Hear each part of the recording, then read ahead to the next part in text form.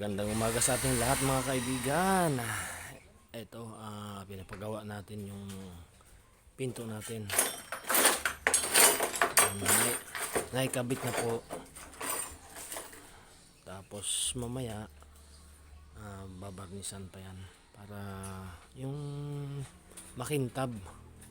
Para magandang tingnan yung pintuan natin. Ayan po, good morning po sa ating lahat. Shout out po sa ating mga kaibigan. Magandang umaga po sa ating lahat. Ang galing galing ang pambutas.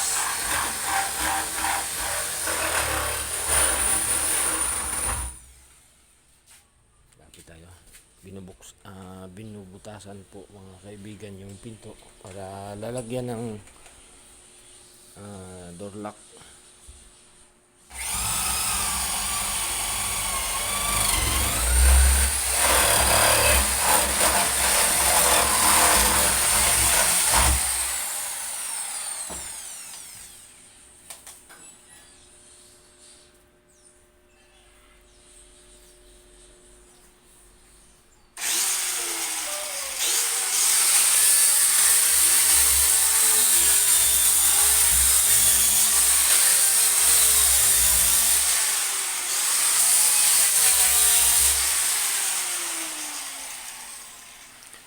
Bali, dalawang lock po yung ipapalagay natin. Yan, mamaya po pag nabarnisan na po yan, napakaganda na yan.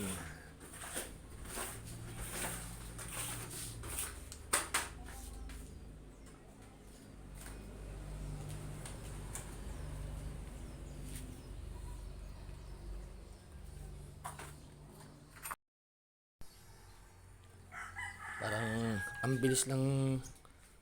Kung titingnan natin, napakadali lang gawin, pero siyempre pag tayo hindi marunong, mahirapan tayo.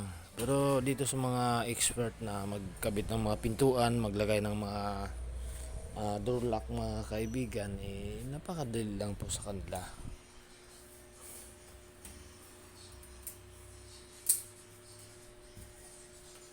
Ayan, yung gumagawa ngayon mga kaibigan, si Aljon.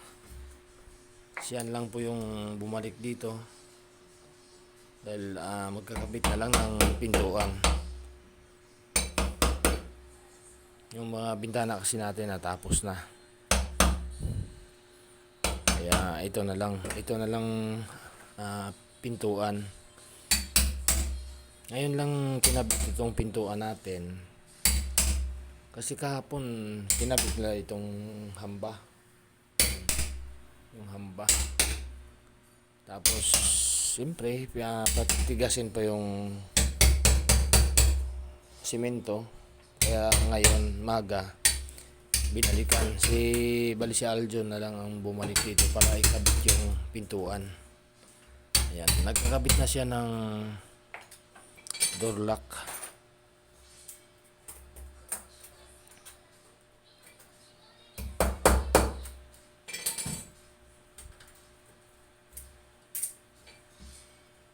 Parang easy lang mga kaibigan, no?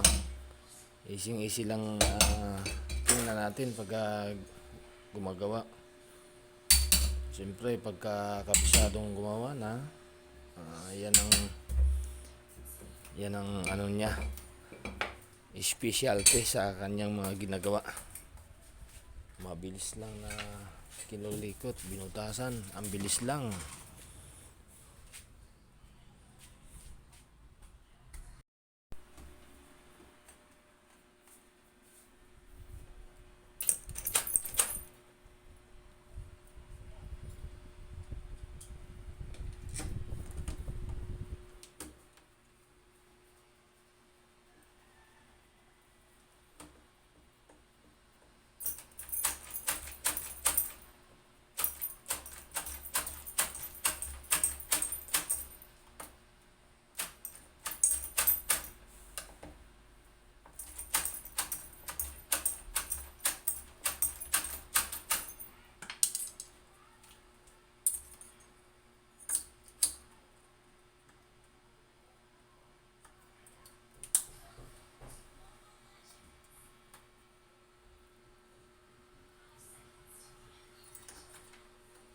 Ayan, matatapos na yung isang door lock natin.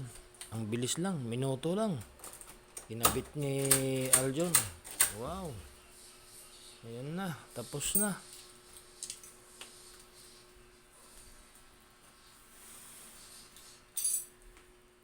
Ayan, yung isa naman mga kaibigan, yung flat na lock. Pagdaluhin natin kasi siyempre pagka umaalis tayo, walang tao sa bahay, i-double lock natin. Baka mawala yung mga ano dito, yung mga laruan, yung mga ayan oh, yung mga laruan ni Mrs.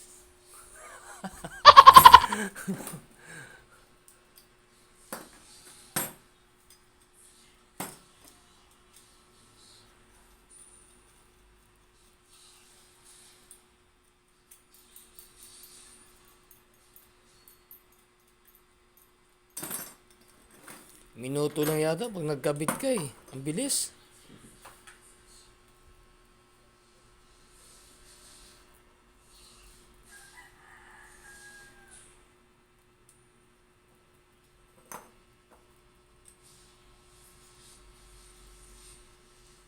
Ito po mahirap dito eh. Medyo mahirap yan.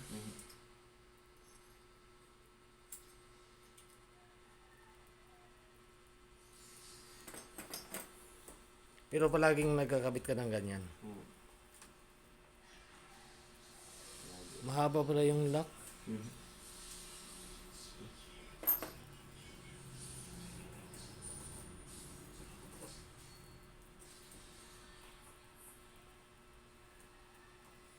Ibabaon pa para mas kuan no. O iiksi yan.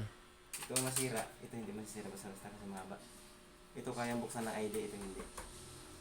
Ah, ito kayang-kayang buksan ng ID. Ito po. Kahit sa labas Yung ATM. Yung kahit anong ID po kaya kang buksan pero ito hindi. Ano, yung mga ID kahit anong ID. Kahit Ito. Kasi po ito may naka-islan kasi no. Kahit ng gano'n ito wala. Oo. Kahit masira niya. Ayan pala mga kaibigan. Pagka ganito lang ang doorknob natin, door lock, Yan po ang purpose niya. madali lang palang buksan ito kahit anong ID daw. Kasi siyempre pagka pinasok mo yung ID, parang ano kasi dudulas dito. Yan. Yun. Madali mo makakapasok. Ah, Yung iba nga may ano pa po dito, may lock na nilalagay. Double lock. Mga mayayaman na. oo. Eh kailangan kasing isip nila yung mga yung bahay nila siguradong sarado talaga pagka umalis sila na walang maiwan ano. Kasi kagaya sa Maynila, hindi mo alam, nakapitbahay mo lang pala yung akyat bahay, manluloob sa'yo. Kapitbahay lang pala. Eh, siyempre, mas kabisado nila yung pasikot-sikot ng bahay mo pagka kapitbahay lang. Pero dito naman sa probinsya, wala namang problema. Hindi naman gaano ang dito. Kaya mas maganda rin yung may ano tayo, dudubulak natin. Ayan. Ang bilis lang.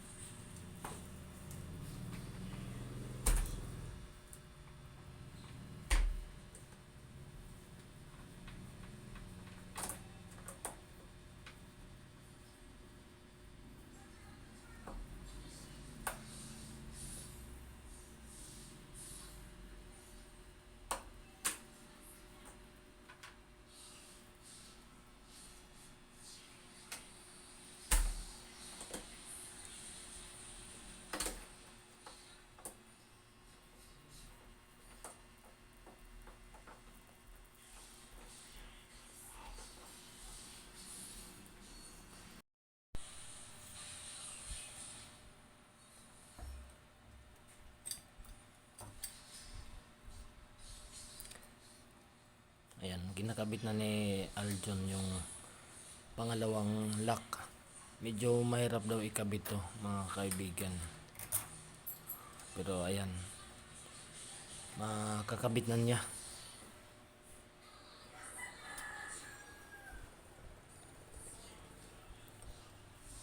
Baliktad pala. Kailangan ito nasa loob. Baliktad. Kasi pag nasa labas, pwede nilang buksan. Ito. Oo, yung may tornilyo, ano.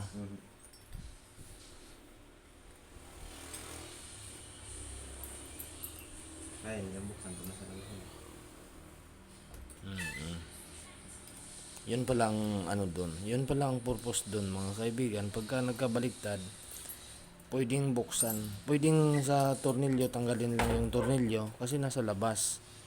Kaya kailangan daw nasa loob yung tornilyo para pag naglock ka sa labas, pag umalis ka ng bahay, ilalak mo, yun, hindi mo nga mabubuksan dahil walang tornilyo. Ang tornilyo nasa loob. Kailangan yun daw ang nasa loob.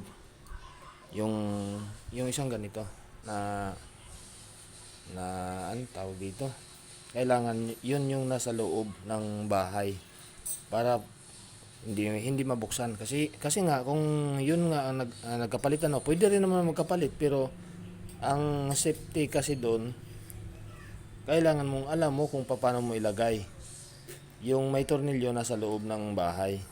Kasi kung yun nagkabaliktad dito sa labas mailagay, pwede nga namang tanggalin kasi nakatornilyo lang. Kaya yan,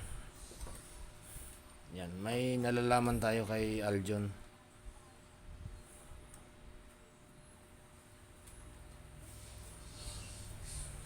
Okay, ayun na, matatapos na.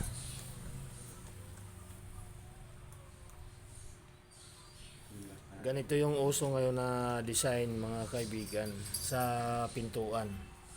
Yan, may konting design dito. Ang kulay nito itim. Yan mga yan. 1, 2, 3, 4, 5, 6, 7, 8, 9, 10. Tapos parang parang tabla lang siya. Yung design niya. Kala ko nung una parang kasi parang ganito pagkatabla, parang hindi na masyado laging nakikita natin sa mga bahay, lalo ng mga lumang bahay, mga tablang ginagamit, parang ganito ang kalalabasan. Pero ito nung pinakita sa akin nung picture nung pinsan ko, yung picture ng mga pintuan, tapos nakabarnis na siya, may kulay ito itim, tapos yun pinakita niya sa akin. Ang ganda pala ng kalalabasan. Yung kahoy na to mga kaibigan, puting kahoy, hindi ito inaanay. Hindi rin tawag dito inaagay-ay, yung mga yung parang mawawalan ng laman yung loob ng kahoy. May mga nahuhulog ng mga bilog-bilog na maliliit. Ang tawag doon sa Bisaya agay-ay. Pero itong kahoy na to, Gemellina. Kaya hindi ito inaanay, hindi rin inaagay-ay. Pati yung hamba, Gemellina rin. Kaya maganda, parang mas maganda pa nga to kaysa, pero mas maganda yung mahogany, ano. Parehas lang po yung dalawa. Parehas lang. Ang mahogany kasi makunat din, no?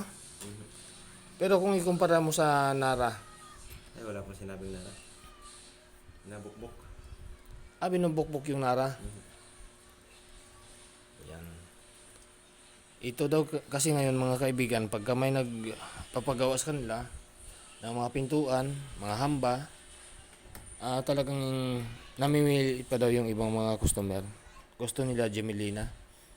Ayun, ang ganda, ang kinis.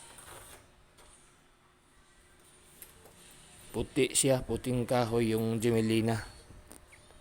Yan ang ngayon, usong-uso ngayon na ginagamit para sa mga pintuan, mga hamba.